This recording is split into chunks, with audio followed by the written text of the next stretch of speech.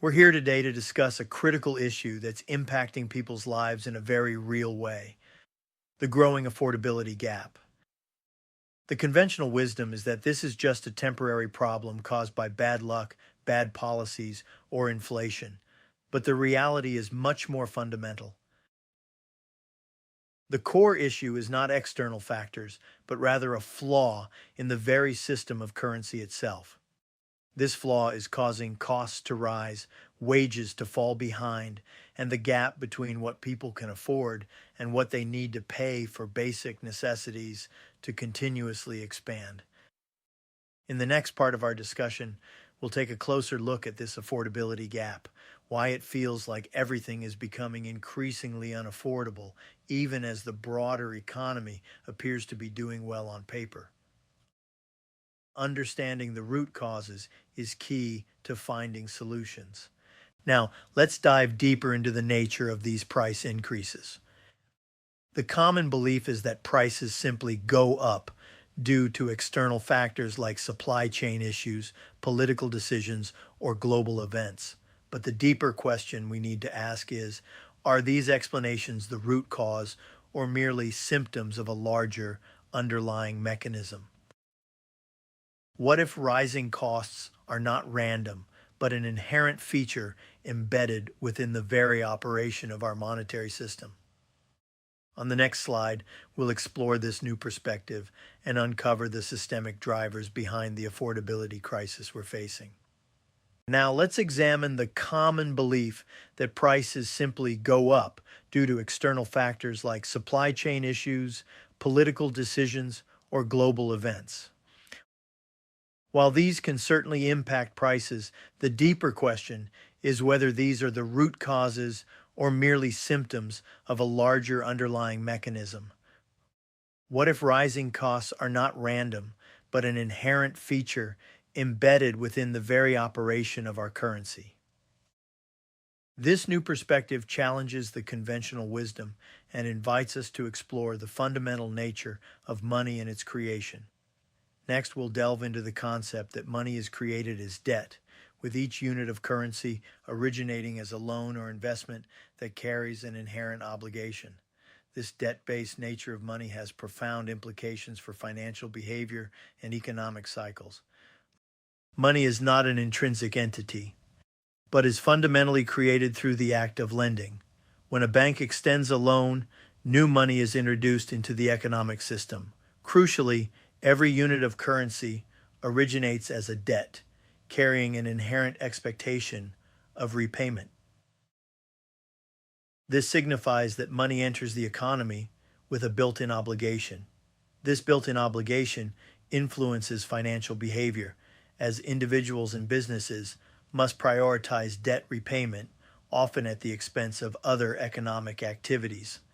Additionally, this obligation contributes to the cyclical nature of the economy, as the repayment of debt can lead to contraction, while the issuance of new loans can spur expansion.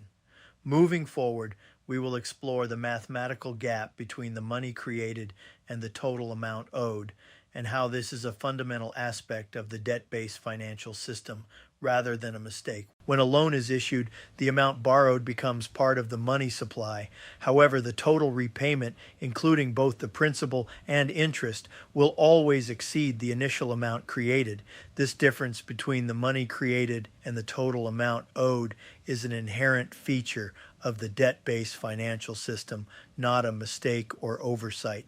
This gap between creation and repayment is a mathematical reality that has profound implications for the behavior and dynamics of the economic system as a whole. Understanding this inherent characteristic of the debt-based system is crucial as we delve further into the systemic challenges and potential solutions. In the previous slide, we discussed how the system must continuously expand to prevent collapse, as the creation of new debt leads to more money issuance, which in turn generates more interest that needs to be paid back. This creates an ongoing cycle that requires the system to expand. Building on this, we'll now explore where this newly created money initially enters the economy. It's crucial to understand this flow, as it significantly influences who benefits first from the increased economic liquidity. Newly created money does not directly reach workers or the general public. Instead, it first enters the economy through financial institutions such as banks, large corporations, and other financial entities. These are the primary beneficiaries of this initial inflow of new money. Grasping this point of entry for new money is key to comprehending how economic benefits are distributed throughout society. Understanding this initial flow is crucial for understanding the broader implications of economic expansion. Looking ahead, we'll examine the first visible effect of this economic expansion: asset inflation. As new money enters the system, it typically flows first into financial assets like stocks, bonds, and real estate, driving up their prices before impacting the general cost of goods and services. In the previous slide, we discussed how newly created money initially enters the economy through financial institutions, rather than directly to workers or the general public. This means that banks, large corporations, and financial institutions are the first to receive and utilize the new liquidity, which significantly influences who benefits first from the increased economic activity. Now, let's explore the first observable effect of this economic expansion: asset inflation. When new capital enters the economic system, it typically flows into financial assets like stocks, bonds, and real estate first. This influx of money increases the demand for these assets, leading to a rise in their prices. This asset price appreciation is the initial visible impact of economic expansion, and it occurs before consumer goods and services costs are affected. However, asset inflation is not an isolated phenomenon. In the upcoming slide, we'll examine how asset inflation permeates the entire economy, driving up the costs of everything from housing to business operations. Understanding this broader impact of asset inflation is crucial for comprehending the full economic implications of the initial distribution of new money. Building on the previous slide, we discussed how the influx of new money into the financial system initially drives up asset prices. This is the first observable effect of economic expansion, impacting wealth before everyday living costs. Now, let's explore how this asset inflation ripples through the economy, affecting businesses and consumers alike. Housing as an asset. When home prices rise, rental costs increase proportionally. Businesses rely on assets and capital, so increased asset values lead to higher operational expenses. Cost pass through. Businesses then pass on these increased costs to consumers through higher prices for goods and services. Economic spread. Asset inflation does not remain isolated. It permeates the economy, affecting the cost of everything you pay for. What started as rising asset prices quietly becomes your cost of living, and by the time it reaches you, the system has already moved ahead. This is the moment people begin to feel the impact. Food gets more expensive, services cost more, and everyday expenses increase. The ripple effect of asset inflation is now being felt across the economy. The growing gap between rising costs and stagnant incomes has now manifested as an affordability challenge. Expenses continue to increase steadily while wages struggle to keep pace with the rising costs.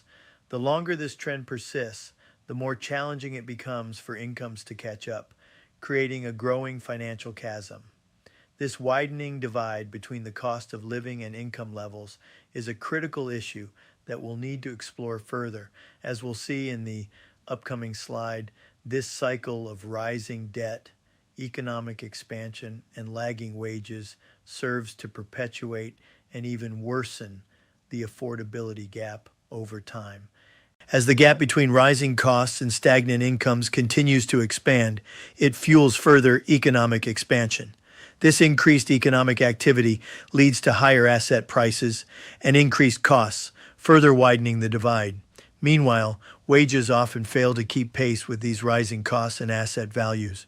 Over time, this cycle does not stabilize. Instead, it grows larger and more difficult to overcome, resulting in a widening economic gap that becomes increasingly challenging to bridge. This sets the stage for understanding the full mechanism behind the affordability gap, which we'll explore in the next section. Building on the previous slide, which explored the full mechanism behind the affordability gap, we now turn our attention to the surface level indicators that can often mask the underlying challenges. While key metrics like market performance, GDP growth, and corporate profitability may suggest an expanding economy, these measures can be misleading. They primarily reflect activity and financial transactions rather than the true affordability and comfortable living standards of the general population. Just because markets are going up, GDP is increasing, and corporate profits are rising does not necessarily mean that people are able to live comfortably and afford the basic necessities of life. These growth metrics may not accurately reflect the reality faced by many individuals and households. The upcoming slide will delve deeper into the concept of who benefits first from the creation of new money and how the initial advantages are often concentrated among those closest to the financial system before the effects eventually reach the broader economy. Building on the previous slide's discussion of the illusion of growth, it's important to recognize that the benefits of monetary expansion often accrue disproportionately to certain groups. The earliest beneficiaries are typically those closest to the creation of new money. Asset owners, investors, and financial institutions are often the first to see advantages due to increased liquidity and rising asset values.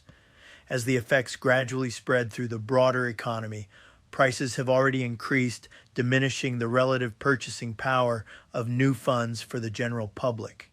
This initial concentration of benefits among those with direct access to financial systems leads to price adjustments before the wider population experiences the full impact.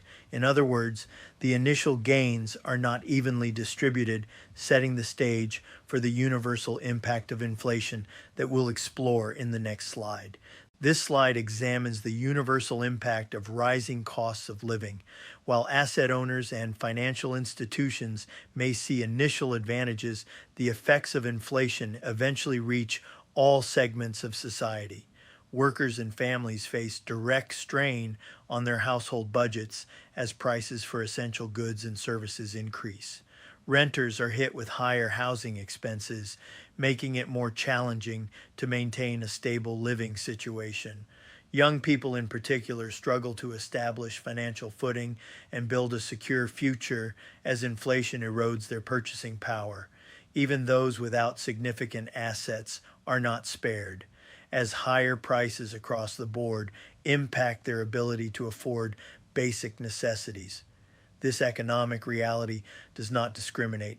It touches 100% of the population, underscoring the widespread and indiscriminate nature of inflation's consequences.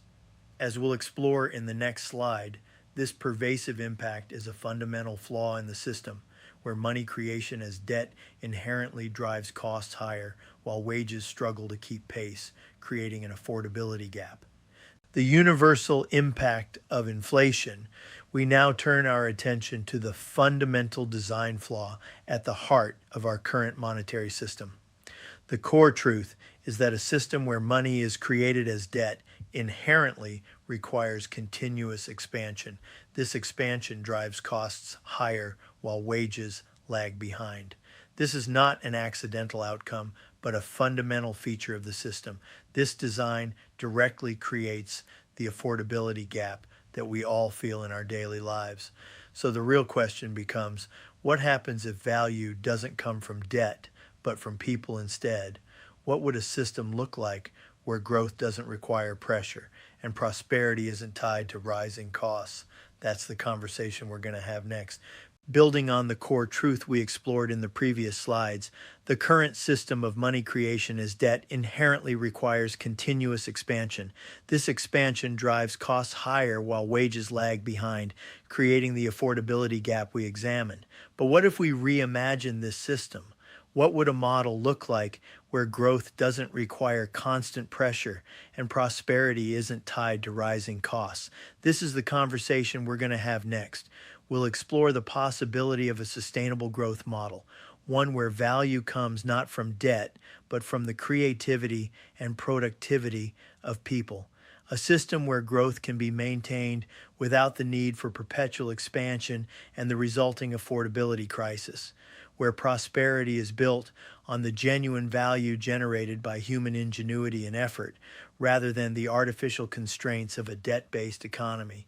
This is the vision we'll unpack in the coming slides, a path towards a more equitable, resilient, and truly sustainable model for economic progress.